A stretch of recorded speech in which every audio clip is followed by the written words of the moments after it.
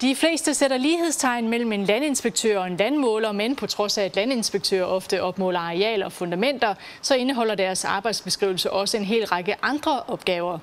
Og 24 Nordjyske besluttede sig for at tage i marken for at afdække, hvad en landinspektør egentlig laver.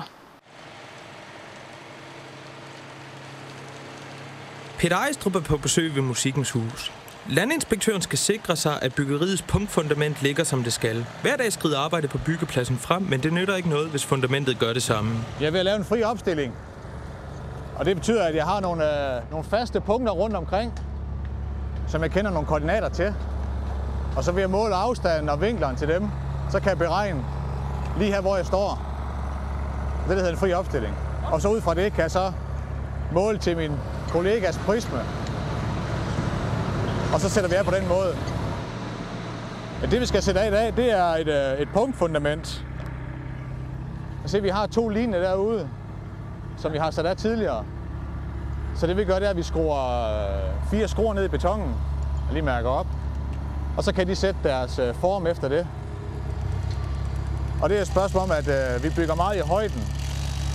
Så det skal være præcist til at starte med. Opgaven ved Musikkens Hus er længerevarende, men blot et af mange penselstrøg, der udgør det fulde billede af Peter Ejstrups hverdag. Det er jo meget adsidigt arbejde. Altså, for en uge siden sad jeg på en helikopter på vej ud i den danske sektor i Nordsøen og målte op for Mærsk på nogle boreplatformer. Det var arbejdsopgaven i sidste uge, men hvad med i næste? Så kan det være, at jeg sidder en uge bare på kontoret og sidder og beregner BBR-arealer til noget nybyggeri.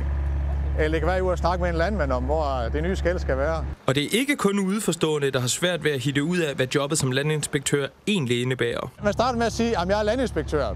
Så siger de, hvad? Jeg siger, at jeg er landmåler. Nå, ham der står i vejkanten med den orange vest.